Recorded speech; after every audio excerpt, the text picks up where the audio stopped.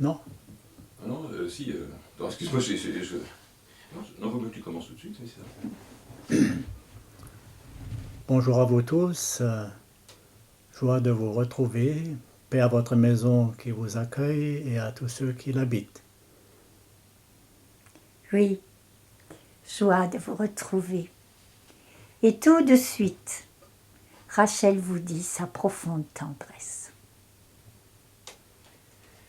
Bonjour Père Alphonse, bonjour Rachel. Eh bien, nous revoilà pour un nouvel entretien. Les derniers entretiens étaient sur les passions, qui ont eu un grand succès. Beaucoup vous ont posé des questions. Là, nous allons aborder une nouvelle thématique importante pour vous, importante à Béthanie, le pardon. Le mot pardon est au sein de toutes les traditions, et ce sont les dernières paroles du Christ en croix. Père, pardonne-leur car ils ne savent pas ce qu'ils font. Il est prôné par la philosophie, la littérature, la médecine. Alors je vous pose la question, pourquoi le pardon a-t-il, semble-t-il, avoir une telle importance pour vous, pour les hommes? Oui, une telle importance, il est vital.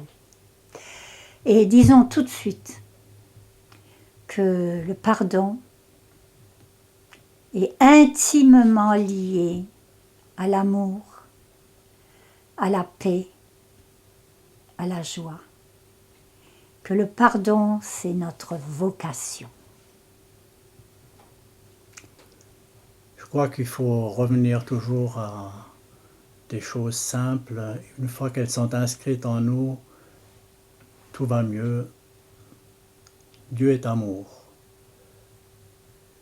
Et à regarder la Bible, on découvre un Dieu non seulement amoureux de l'homme, mais passionné de ce chef-d'œuvre qu'il ne cesse de créer.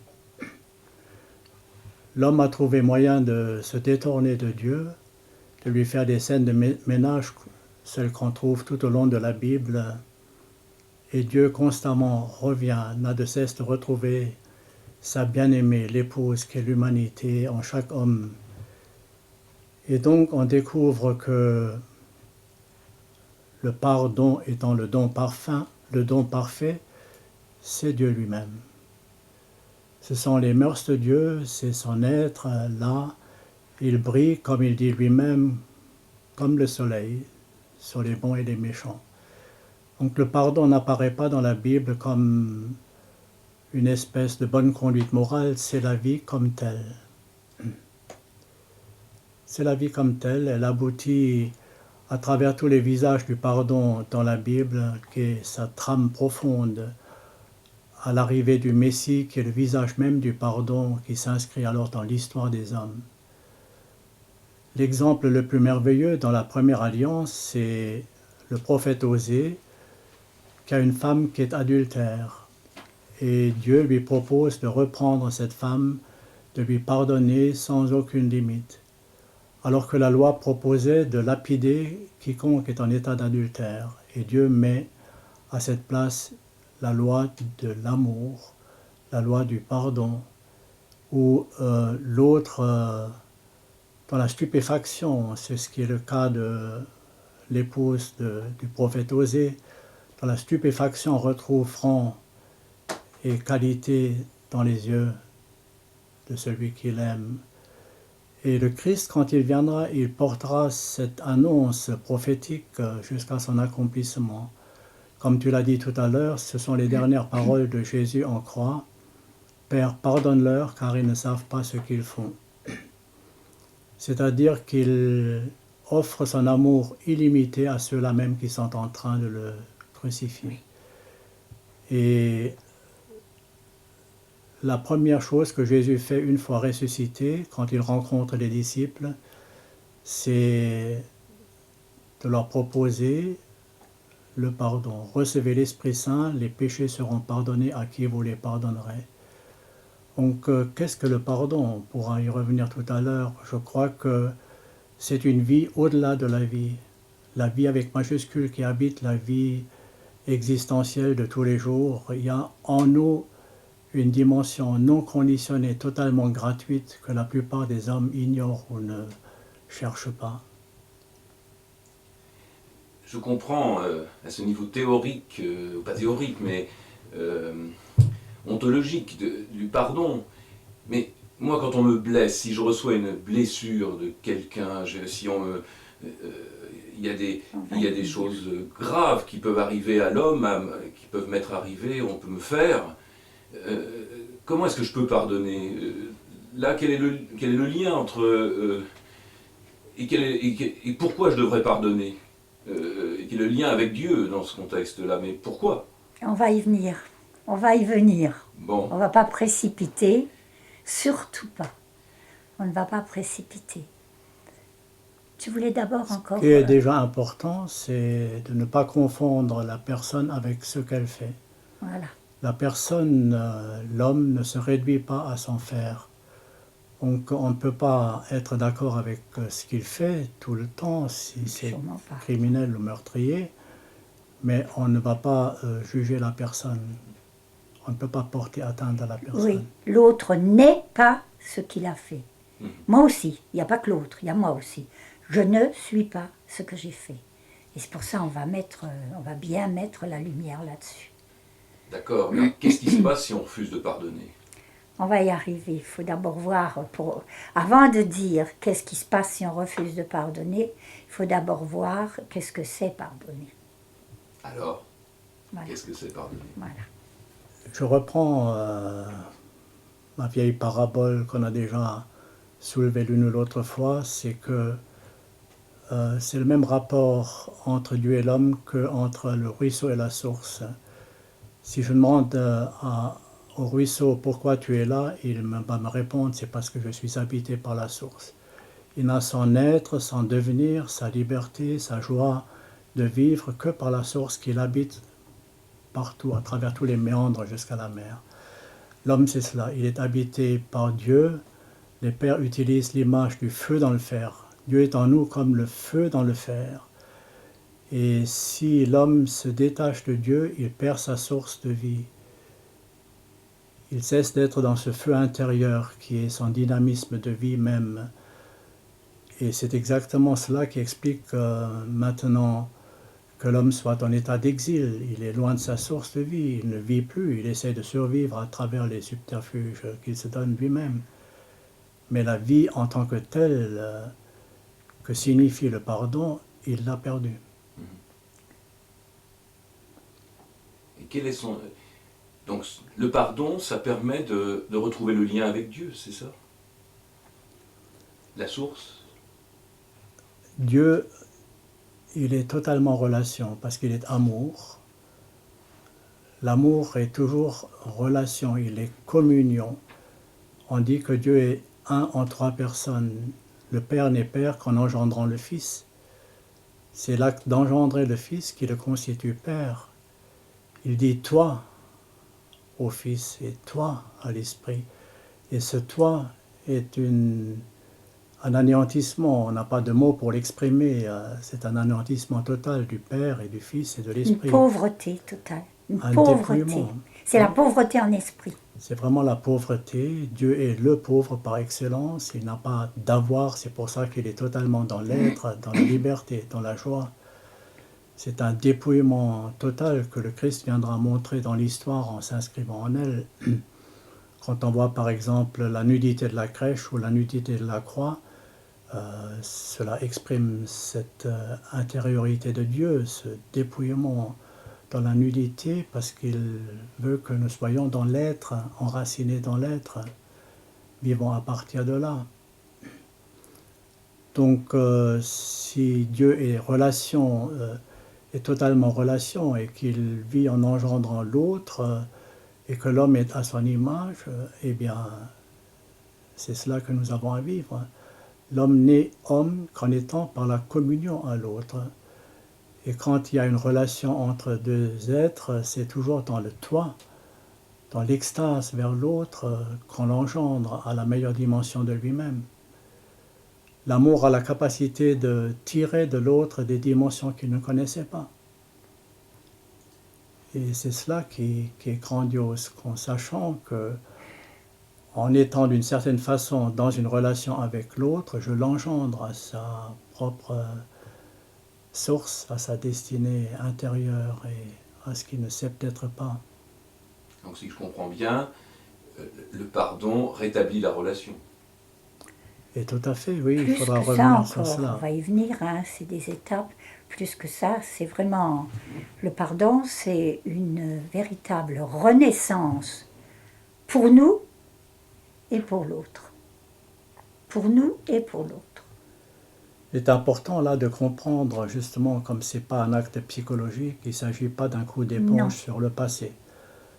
Le pardon, c'est pas excuse-moi, c'est pas un vain mot, c'est un acte créateur et recréateur après lequel on est plus grand qu'avant. Voilà.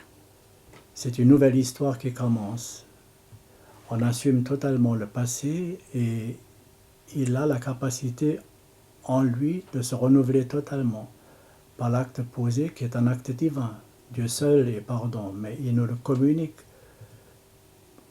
Nous sommes incapables, et ça il faut le dire, on le sait bien par notre vécu, nous sommes incapables de vivre dans le pardon. Toujours ça revient parce que ça reste au niveau psychique. Le pardon n'est vraiment posé, il est renaissance, donc résurrection, que sous le regard de Dieu.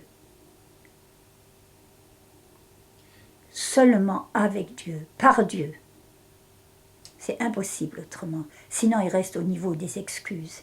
Il ne tient pas, on le sait bien, tous, on le sait bien. Surtout quand il y a eu, on va y venir, hein, des choses très graves. C'est la relation qui structure l'être humain. Dès le berceau, un petit bébé dans son berceau ne grandit, ne se développe, évolue que parce qu'il y a un visage qui est penché sur lui et qui lui apprend le tu, le je tu. Même dans le monde animal, cela est vrai. On a découvert il y a très longtemps que si je prends un oiseau dans un nid d'oiseau chanteur et je le mets dans un nid d'oiseau non chanteur, cet oiseau ne chantera jamais. Tout est dans la relation. Tout est dans la relation. À Béthanie, vous accueillez beaucoup de personnes qui viennent en particulier à la session du pardon. Oui. Alors, vivre dans le pardon, ce n'est pas facile. Beaucoup viennent ici pour apprendre à pardonner ou savoir comment pardonner. Et ils vous disent souvent, je crois, moi je ne peux pas pardonner. Donc Oui. là, je voudrais que vous en parliez. Mais on va y venir là, oui, on va y venir. Tu as encore quelque chose à dire avant peut-être? Oui, je ne peux pas pardonner. J'ai découvert que dans cette parole, il y a souvent je ne sens rien. Il ne se passe rien au niveau émotionnel, affectif. On pardonne et c'est après de nouveau comme avant. Et il y a une confusion ici entre le psychique et le spirituel. Le pardon est un acte total, corps, âme, esprit, nous y reviendrons. Mais il relève de la volonté, c'est-à-dire de ma liberté. Je peux dire à quelqu'un je te pardonne et je ne sens rien du tout. On l'a déjà évoqué l'une ou l'autre fois, c'est pareil pour la prière ou dans l'amour. Je peux dire à ma bien-aimée je t'aime et je ne sens rien au niveau émotionnel et c'est l'acte le plus gratuit qui soit et c'est pareil pour le pardon. Si je Il est dis entièrement gratuit. Entièrement gratuit. Si je veux pardonner, le pardon a lieu, que je sente quelque chose émotionnellement ou pas. C'est capital. De même pour la prière. Je peux dire à Dieu je t'aime et je ne sens rien, mais c'est la prière la plus haute qui soit parce qu'elle est totalement gratuite. Il n'y a pas de gratification personnelle, pas de plaisir à chercher. Il faut poser tout de suite, c'est premier ça, que le pardon est une synergie divino-humaine. Je ne peux rien sans la présence divine, sans le don, sans la grâce divine. C'est une synergie. Moi je désire pardonner, mais c'est Dieu qui me donne la grâce du pardon. Et lui, c'est sûr, sûr qu'il me la donne. Mais il faut que mon désir soit vrai. C'est là que tout commence. Ce désir. Parce que c'est vital. Quoi? Rachel, elle le dit souvent, que ce soit en session ou je l'ai peut-être même dit ici. Quoi? Quel que soit mon âge, aujourd'hui peut être mon dernier jour. Alors, ça peut être mon dernier jour. Je ne vais tout de même pas m'en aller sans avoir posé le pardon. C'est impossible.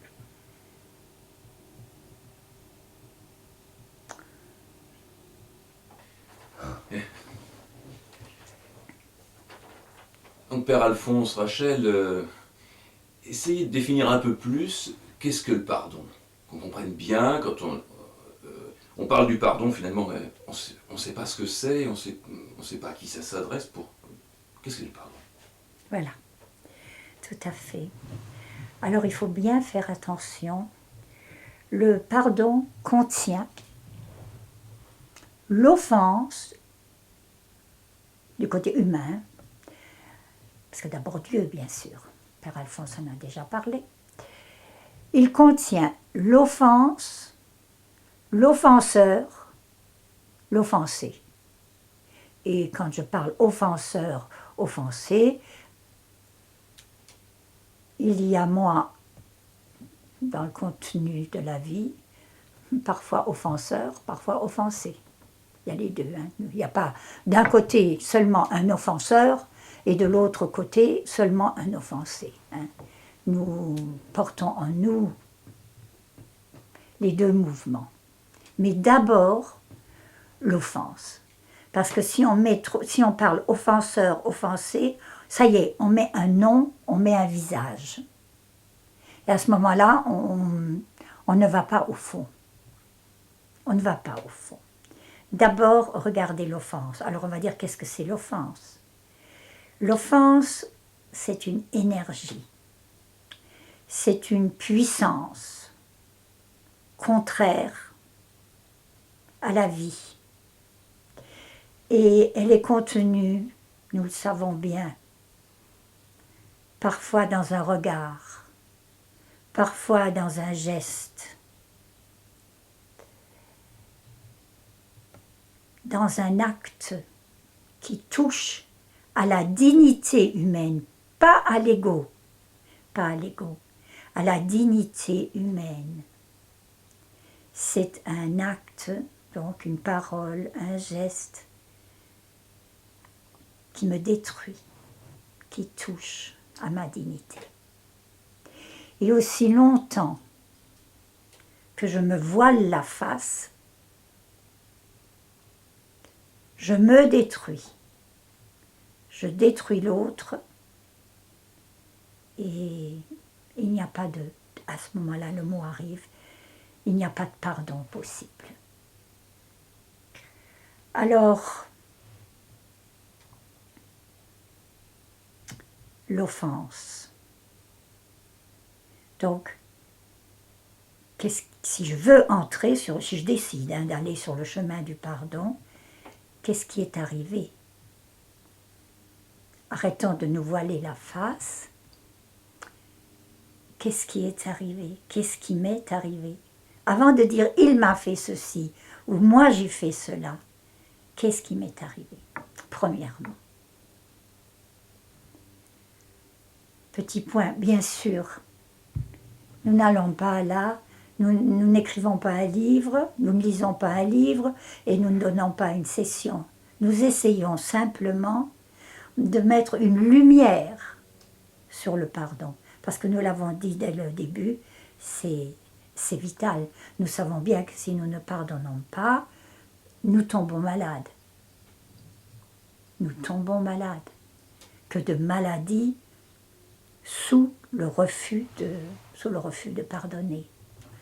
Ou de demander. De refus de pardonner ou de demander pardon. Donc la première étape, c'est...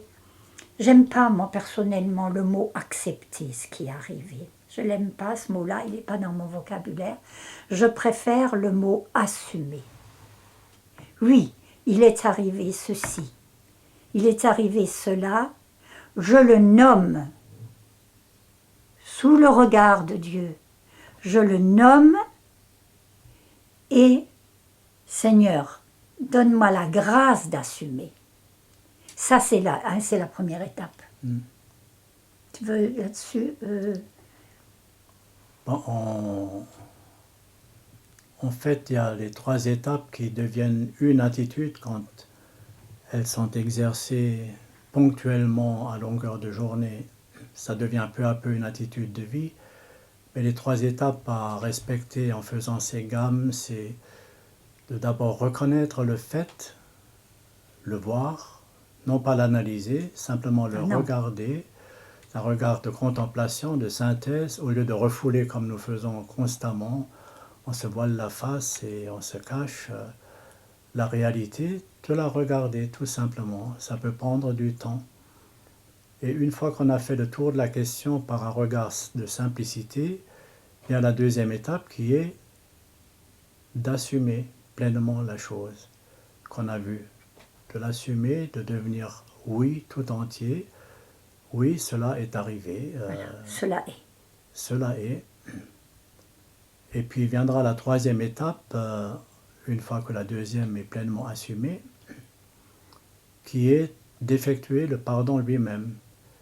Il s'exerce, le Christ nous l'a révélé, Saint Paul insiste à temps et à contre-temps, en bénissant. Le Christ dit « bénissez, ne maudissez pas ». Et la bénédiction est un acte extraordinaire, il contient d'ailleurs toute la Bible. Le Christ lui-même est un être de bénédiction, c'est le béni du Père, et nous apprend les mœurs de Dieu en disant « bénissez ». Ce ne sont pas 2 syllabes, c'est exactement ce que vit le Christ quand il s'incarne. Le Christ entre dans la condition humaine, il entre dans la souffrance, les malheurs de l'homme et dans la mort de l'homme. Il les transforme de l'intérieur en vie et en résurrection, en plénitude. Quand je bénis, c'est cela qui arrive. Je permets à Dieu d'entrer dans ce qui est mortifère en moi, dans mon traumatisme, dans ma blessure, dans ma mort qui est à l'œuvre. Et le Christ, à l'intérieur, c'est ce qu'on appelle la prière, la bénédiction. Le Christ, à l'intérieur de ma réalité, opère une transformation profonde de résurrection. Je suis en voie de ressusciter. C'est cela le phénomène. Et quand il est exercé comme il faut, cela devient une attitude de vie qu'on voit couramment chez les saints, chez nos pères, déjà les pères du désert. C'est une attitude de vie. On voit bien là que le pardon n'est pas seulement ponctuel, mais que cette ponctualité inscrite au quotidien devient vraiment une manière d'être. Ce sont les mœurs de Dieu qu'on adopte à l'intérieur de soi. Oui. Fais attention. Il ne s'agit pas, mais surtout pas, de se rouler dans le passé. Hein? Ça, c'est mortifère, se rouler dans le passé. Le Christ a dit, laisse les morts enterrer les morts, viens et suis-moi. Hein? Non, je suis poursuivi par une souffrance, soit que j'ai faite, c'est-à-dire que j'ai été l'offenseur, ou bien soit que l'on m'ait faite, j'ai été offensé, ça m'empêche de vivre. Aujourd'hui, c'est fini, je veux vivre. Donc je sais que pour vivre, pour retrouver le sens de ma vie, il faut que je prenne le chemin du pardon. Donc c'est pour cette raison-là que, aujourd'hui, avec la grâce de Dieu, je regarde l'offense et je demande à faire un pas de plus. Alors là, dans ce pas de plus, il y a le visage de l'autre, ou mon propre visage. Mais avant d'aller voir le visage de l'autre, il faut regarder, il y a une étape très très importante. D'abord le pardon à moi. Qu'est-ce que je ne me pardonne pas? Avant d'aller regarder le pardon avec le frère ou l'autre, quel qu'il soit, qu'est-ce que moi je ne me pardonne pas? Et comme je l'ai dit, nous pouvons tomber gravement malades. Qu'est-ce que je ne me pardonne pas? il y a souvent beaucoup de honte et de culpabilité. Et ça commence souvent très jeune. Très jeune. Ah! Et ça va nous conduire très rapidement aussi dans le regard avec nos parents, avec nos frères et sœurs. Parce que si je n'entre pas dans cette étape du pardon, je vais toujours projeter. Et je vivrai cette manière d'être, cette manière de souffrir, cette manière de me méfier, de cette peur en moi, je vivrai tout au long de ma vie. Tout au long de ma vie. Alors, j'ai dit que ça commençait tout petit. Je ne me pardonne pas. Mon père, ma mère ont préféré mon frère ou ma sœur. Donc je ne me pardonne pas à moi de ne pas avoir été aimée. Parce que nous confondons être aimé avec être reconnu. Je n'ai pas été aimée. Je ne me pardonne pas.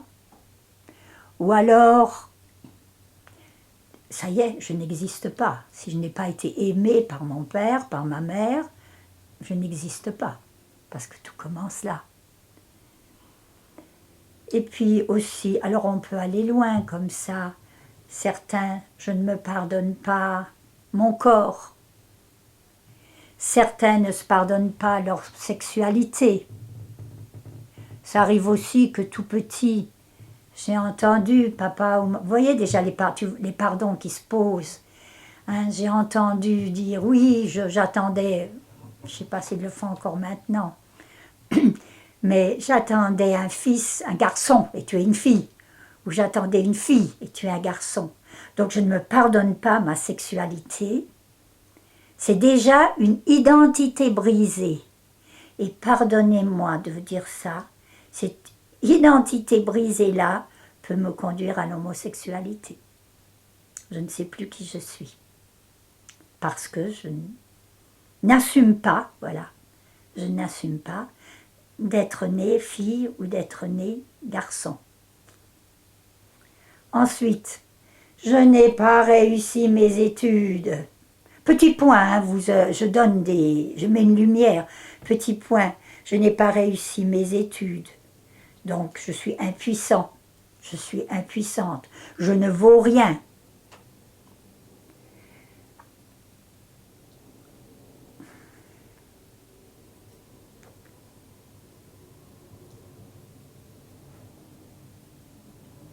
Venons à des choses. J'ai été adultère. J'ai avorté. J'ai fait une fausse couche.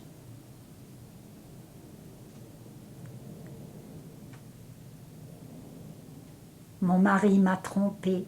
Là, c'est à moi que je ne pardonne pas. Après, on met un visage sur l'autre. Là, c'est de moi.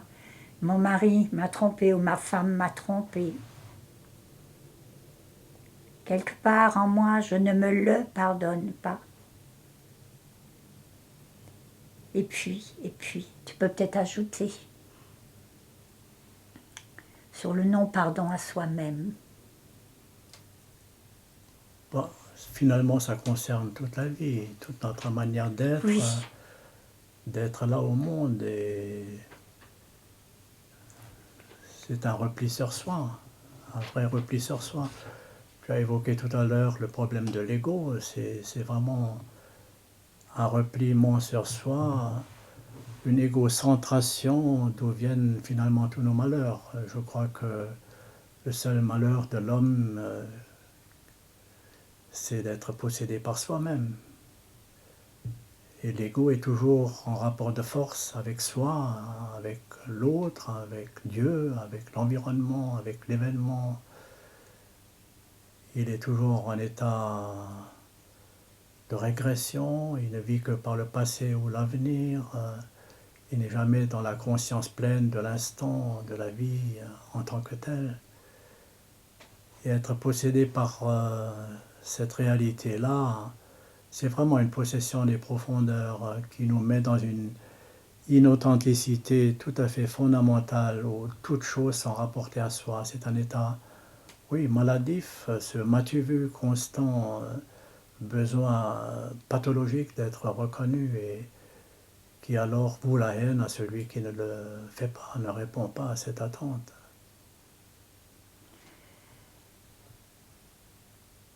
Oui. Tenez, je veux prendre un exemple. Je le prends parce que en session, c'est une telle aide, beaucoup parmi vous le savent. Là, je prends, on ne peut pas tout prendre, mais je vais juste prendre là. J'ai avorté. Je ne peux pas me le pardonner. D'abord, on cherche des excuses. Dans un premier temps, on cherche des excuses parce que c'est tellement terrible. Mais ensuite, ça nous détruit. Ça nous détruit. J'ai tué mon enfant. Eh bien, la guérison est là. Je demande pardon à Dieu, le donateur de vie. C'est lui le donateur de vie. À travers la semence, c'est lui le donateur de vie. Je demande pardon à Dieu. Oui, cela est. Mais vraiment, oui, j'ai avorté. Seigneur, je te demande pardon. Je te demande pardon. Et tout de suite, je demande pardon à mon enfant. Je lui demande pardon. Je lui dis que je veux l'aimer, prier avec lui et pour lui tous les jours. Et je vais voir un prêtre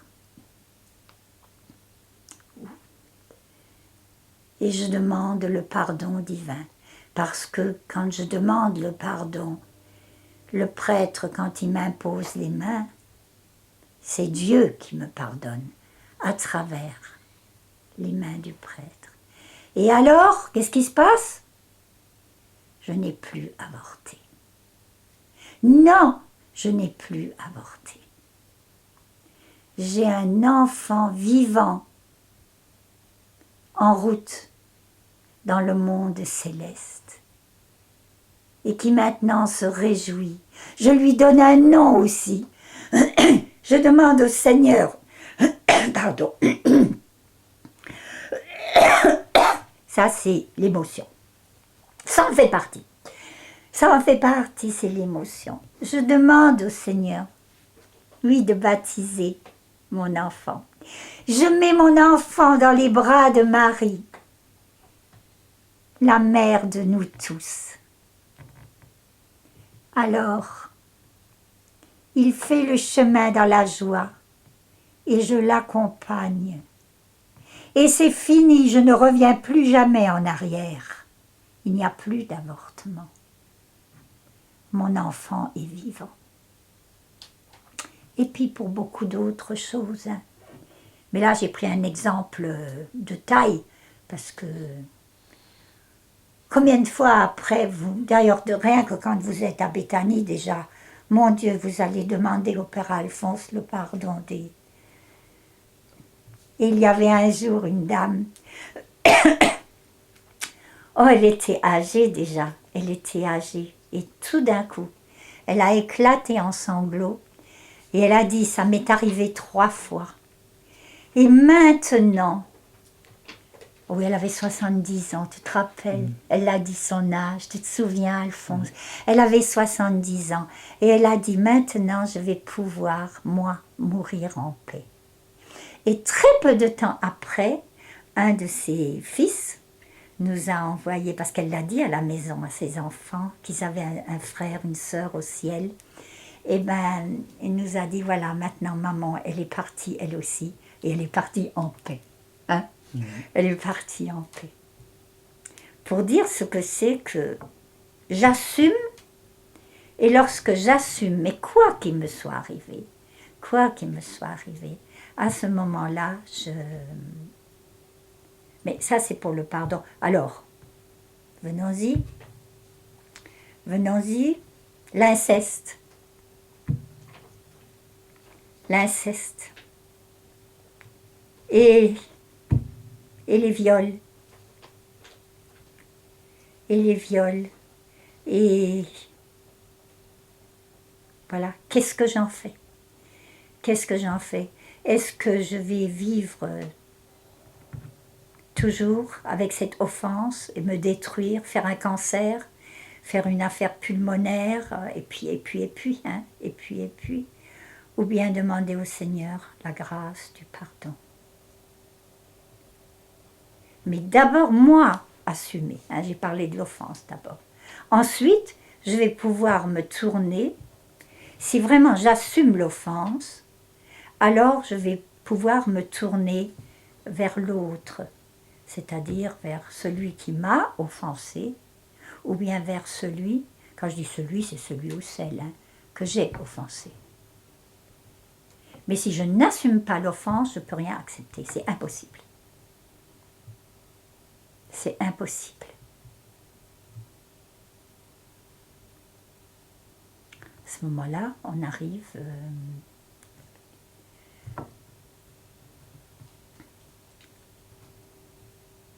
Alors, une fois que nous avons assumé la souffrance, soit... Donc je dis bien assumer, ça veut dire cela est. Ça ne veut pas dire, allez hop, c'est assumé et puis on n'en parle plus. C'est là que la démarche arrive. Voilà, la démarche...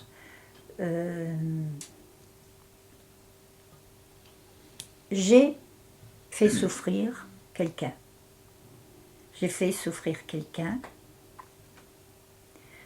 Donc je demande au Seigneur la grâce de pouvoir lui demander pardon. C'est pas évident. Ce n'est pas évident. Et c'est là qu'il faut laisser monter tout de suite. Le pardon est gratuit. Si je vais trouver l'autre, alors disons tout de suite, on ne peut pas toujours, on ne peut pas toujours aller le trouver. Parfois, nous le savons par expérience, on a tellement d'années d'expérience. Parfois, j'écris. Et souvent, je dis, écrivez quand vous écrivez. Dites, j'ai pris conscience qu'aujourd'hui peut être mon dernier jour. Et je voudrais justement que la paix règne entre nous. Et là où je t'ai fait souffrir, je te demande humblement pardon. Qu'on le fasse par lettre, qu'on le fasse si l'autre accepte de nous accueillir, demander, mais aussi si ceux que nous avons offensés peuvent être déjà au ciel. Et ils ont besoin que si nous les avons fait souffrir, que nous leur demandions pardon, même si c'est extrêmement important. Mais, d'abord je le fais avec la grâce du Saint-Esprit, j'appelle l'Esprit Saint, mais tout de suite, avant de faire la démarche, le pardon est gratuit. Peut-être par lettre que l'autre ne me répondra pas, ou qui me répondra une lettre qui sera terrible, peut-être. Ou peut-être qu'il me mettra à la porte aussi. Ou peut-être qu'il me prendra dans ses bras. Mais c'est gratuit, c'est gratuit. Je fais cette démarche parce que je veux être lavé du mal que j'ai fait et je veux laver mon frère. Nous avons dit que l'offense est une énergie mortifère. C'est une énergie mortifère, donc qui me détruit moi, mais qui détruit aussi l'autre. Et dans le refus de pardonner, donc, dans le refus de pardonner ou de demander pardon, je me détruis moi et je détruis mon frère.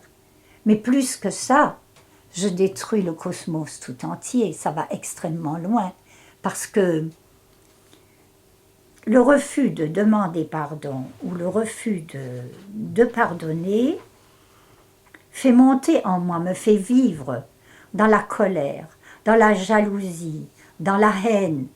Pour certains même, c'est tellement horrible ce qui est arrivé. C'est la drogue, c'est l'alcool. Ça va très loin. Oui, mais tout ça, ça se reporte, cette rage dans le refus de pardonner, se reporte sur le cosmos tout entier. Regardons donc la rage qui est en train de piquer le cosmos. Mais le refus de pardonner est contenu dans cette rage du cosmos. Ça va loin tout ça. Alors donc, ça c'est...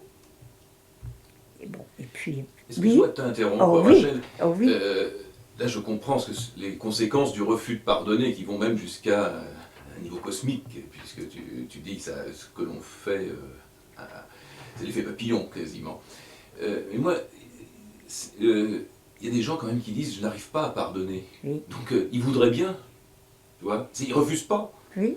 Mais ils n'y arrivent pas et on peut les comprendre dans des situations que tu as décrites tout à l'heure. Oui. Oui. Alors, il est vrai qu'on puisse ne pas y arriver, compte tenu de ce qui est arrivé, mais on peut toujours dire au Christ, toi en moi, tu arrives à lui pardonner. Viens en moi et pardonne à telle personne ou telle autre. De toute façon, c'est un acte divin dont l'homme est complètement incapable. Donc s'il a lieu, ce pardon en moi, c'est parce que, comme dit Rachel à l'instant, j'ai invoqué la grâce. C'est Dieu qui, à travers moi, pardonne à l'autre. Il faut que je devienne ouverture et accueil pour que ce soit possible et que j'accorde ma volonté à la sienne.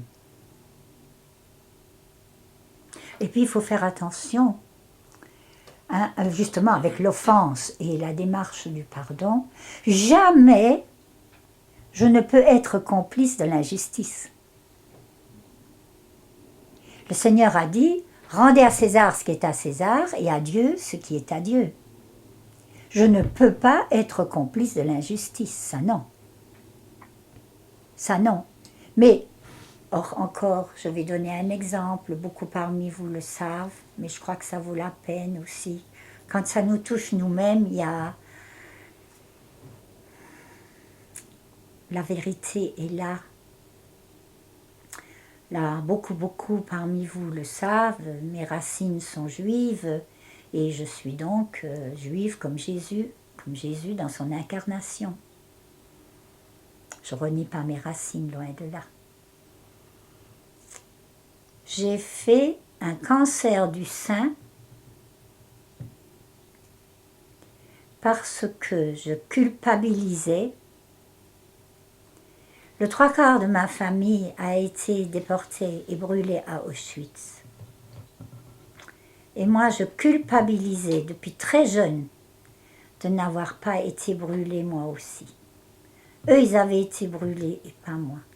Et plus j'avançais sur le chemin, plus je prenais de l'âge, plus c'était une douleur. Chaque fois, pour vous dire ce que ça a démoli, chaque fois que je voyais, tiens, maintenant je dis le mot, je parle à l'imparfait et au passé, fumer l'hiver, fumer une cheminée sur un toit d'une maison, je voyais fumer les cheminées d'Auschwitz. Et à nouveau, c'était cette douleur et cette douleur. Et je me suis rendu compte, en faisant un travail sur moi, mais que j'en voulais même à Dieu. J'avais été jusque-là, nous sommes capables d'aller jusque-là, d'en vouloir à Dieu de ce qui nous arrive. Et quand j'ai pu, donc il a fallu, le cancer, ça m'a travaillé jusqu'à il y a quelques années. Et quand j'ai été pour voir un médecin, là que c'était un juif lui aussi. Et il m'a dit, vous savez, hein, si vous ne nommez pas votre offense, si vous ne nommez pas votre souffrance, même si je vous opère, vous allez récidiver. Et donc c'est à ce moment-là que j'ai pris conscience, mais très fort, mais c'est l'affaire de Dieu, c'est pas la mienne. Pour le juge, c'est pas moi. C'est l'affaire de Dieu. je me suis mise à porter ce qui était l'affaire de Dieu. Et j'ai demandé pardon à Dieu aussi, demandé pardon à Dieu. Et j'ai déposé au pied de sa croix ma souffrance. Je l'ai déposée, voilà. La souffrance que j'ai vécue, je ne peux pas ou me pardonner, ou bien je ne peux pas pardonner. Je pense au viol, je pense à tout ça. Si, toute seule, je ne peux pas. Mais si je peux, j'ai dit que c'est une synergie divino-humaine.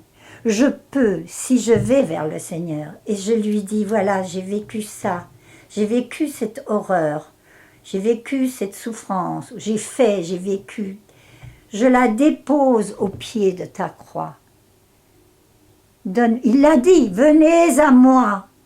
Il a dit, tout ce que vous demanderez vous sera donné. C'est lui qui va me donner la grâce. Lui, il me la donnera, la grâce de pardonner. Il faut parfois du temps. Il faut parfois du temps de pardonner ou de demander pardon. Il faut du temps. Mais c'est à recommencer tous les jours, tous les jours, tous les jours. Seigneur, donne-moi la grâce du pardon. À moi, ou pour pardonner à l'autre. Mais si j'ai la foi, je le reçois, c'est évident. Mais parfois, Dieu éprouve ma foi aussi, et je ne le reçois pas. Boum, boum, c'est pas du boum, boum. Hein. Alors, je ne reçois pas à l'instant même. Mais ça se met en route, et tous les jours, et tous les jours. Et mes larmes, à ce moment-là, ce ne seront pas des larmes de combat. Ce sera mes larmes psychiques deviendront des larmes spirituelles. Des larmes spirituelles, elles vont me laver moi, ou laver mon frère. Tu es d'accord avec moi? Et pourquoi, pour revenir à cette question, le refus de pardonner est si grave? C'est parce que le mystère de l'identité de l'homme, son jeu profond, est un don de soi, se caractérise par le don de soi. Ce qu'on appelle la personne, c'est indéfinissable, comme Dieu, c'est un abîme de mystère. Mais il se caractérise par le don de soi. En grec, on a le terme prosopon pour dire la personne. C'est ce mouvement vers. L'homme ne s'accomplit dans son identité profonde que lorsqu'il est vers l'autre, quand il se donne. Et alors, quand il refuse le pardon, quand il ne se donne plus, il tue en quelque sorte. Il se tue lui-même dans le noyau de l'être. C'est un acte ontologique qu'il commet. Et alors, on peut comprendre les conséquences qui sont si importantes sur tout l'être humain, sur le corps, parce que si l'âme est dans un état de haine, cela s'inscrit dans le corps, on somatise, tout le monde le sait, que toute la moindre tension dans le corps est un désordre métaphysique. Donc la haine enchaîne un blocage d'énergie qui aboutit à des états pathologiques comme le cancer justement et autres maladies. Mais il y a des conséquences aussi sur le plan affectif.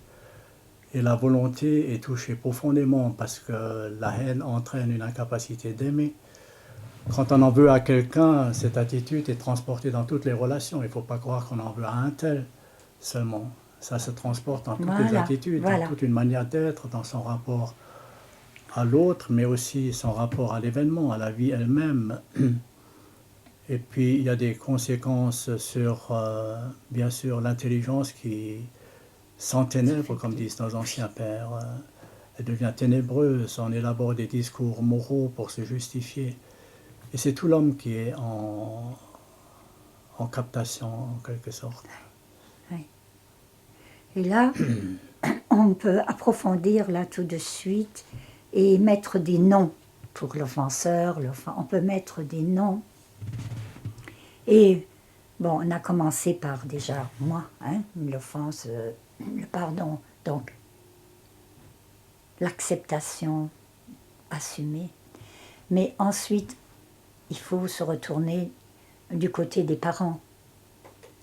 Celui qui n'est pas libre de son père et de sa mère ne saura jamais aimer. Et être libre, qu'est-ce que ça veut dire? Être libre de son père et de sa mère. Être libre de son père et de sa mère, c'est justement être entré dans le pardon. Nous sommes tous des enfants blessés, tous, depuis Caïn et Abel. Nous sommes tous des enfants blessés. Et du côté parental, nous ne sommes pas parfaits. Il n'y a pas de parents parfaits. Donc dans ce que nous avons souffert, et c'est tellement, tellement vital, pour nous et pour nos parents, pour nous quand nous sommes enfants, pour nous quand nous sommes parents, dans les deux sens, de pouvoir se demander pardon. Là où je t'ai fait souffrir, oui, je te demande pardon. Et là où j'ai souffert, je veux te pardonner. Quelle libération! Quelle libération! Parce que si nous ne portons pas cette libération à nos parents et sur nous-mêmes, comme l'a dit Alphonse tout à l'heure, nous allons projeter ensuite sur nos enfants, dans le couple, hein, on va y arriver aussi, dans le couple, dans le milieu de travail, partout, partout, s'il n'y a pas cette libération d'abord dans le milieu familial. Sinon, il y a toujours projection. Parce que nous sommes des enfants blessés. Tous, d'un côté, de l'autre côté. Quel bonheur pour... je peux témoigner, quel bonheur pour une mère que de dire à ses enfants, là où je vous ai fait mal, je vous demande humblement pardon. Ah, le regard des enfants. Et ils sont capables d'aller même très loin et de dire « mais non !» Alors qu'à l'époque, c'était terrible. Et de dire après, dans ce pardon, « mais non, c'était pas comme tu crois ». Où il y a une ouverture qui se fait, une ouverture, une autre relation parentale, et que nous allons transmettre. Là, tu passes, Rachel, de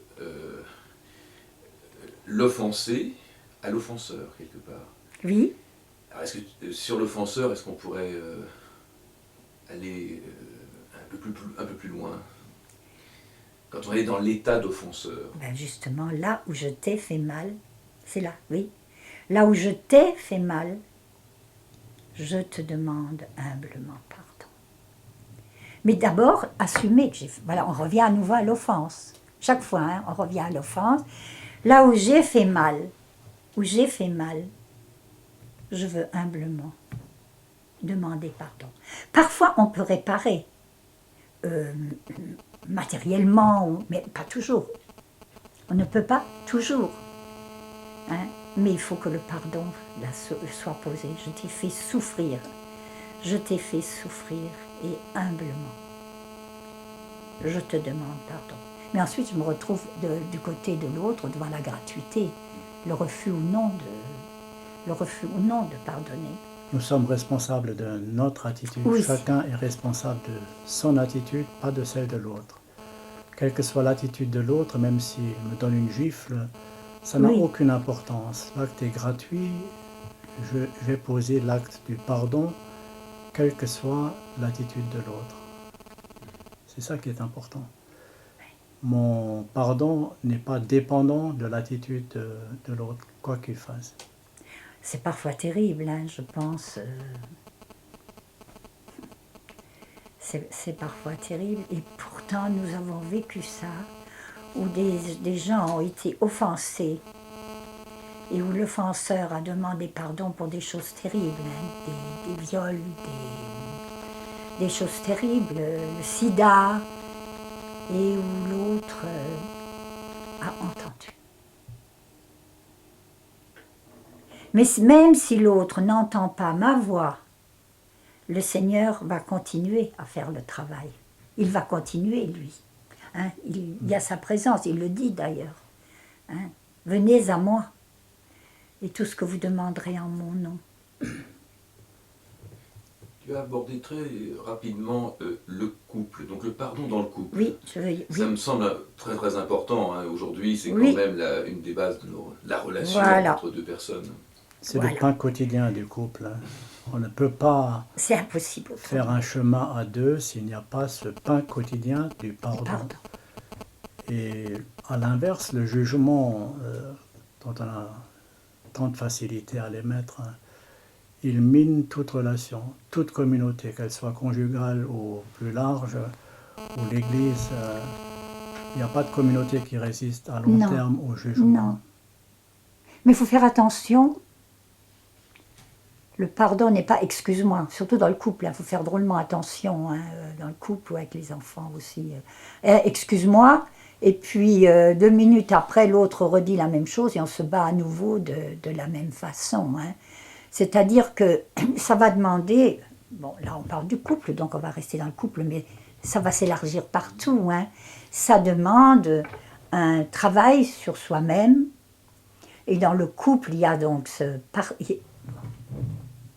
il y a l'écoute d'abord. L'écoute, le partage. Hein. Là, je t'ai fait souffrir, je te demande pardon. Mais alors regardons ensuite, regardons qu'est-ce qui a fait souffrir. Donc si je t'ai fait souffrir et que je te demande pardon, alors on va essayer de vivre autrement. De vivre autrement. Mais jamais, tu m'as fait ça, tu m'as fait ça. Hein, non, là j'ai eu mal. Hein, dans le couple, là j'ai eu mal. Mais si j'aime l'autre, et si l'autre me dit j'ai eu mal, mais je ne peux pas supporter ça, je te demande pardon.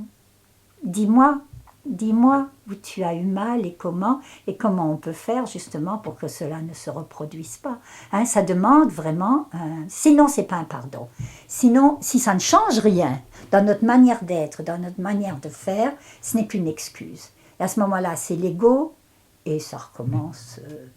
Mais le pardon, demander pardon, ça ne nous avilit pas. Ça nous les élève, nous, et ça élève l'autre.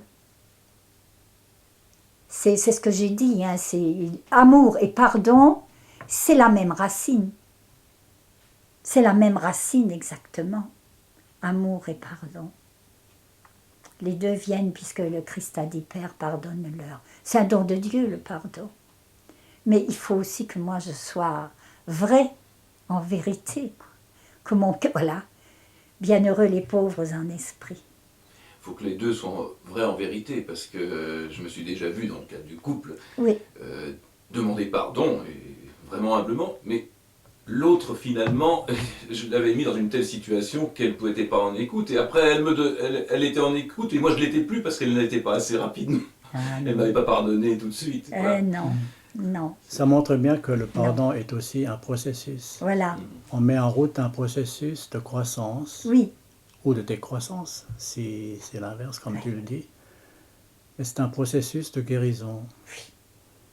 Et donc on s'inscrit, le Christ s'inscrit avec sa volonté de nous sauver à l'intérieur, au plus profond de notre être. Il faut déjà que le couple soit un couple mystique, entre guillemets, c'est-à-dire qu'il y ait la présence du grand troisième. On ne peut pas se marier à deux, je le dis souvent. Oui. C'est un échec garanti à l'avance. C'est sûr. Et donc si le couple est mystique, ça veut dire qu'il y a cette grande présence du grand troisième avec l'union à lui, ce qu'on appelle la prière. Et dans la prière, il y a tous les soirs cette demande réciproque du pardon, parce qu'on est toujours en deçà de l'amour. Personne ne peut prétendre être dans la plénitude de l'amour. On est toujours en manque, en deçà. Et donc, de demander pardon réciproquement, comme dit le Christ, ne vous endormez pas sur la rancœur ou sur un conflit quelconque. Et d'étape en étape, ça met en route un processus qui fait qu'un jour, peut-être lointain, peut-être plus proche, on peut dire à l'autre « je t'aime, quoi que tu me fasses ». C'est devenu un état. Le pardon est un état de liberté, de gratuité, où on est dans cette dimension non conditionnée. Je ne suis pas un être dépendant de ce que tu penses, de ce que tu dis de moi. Alors,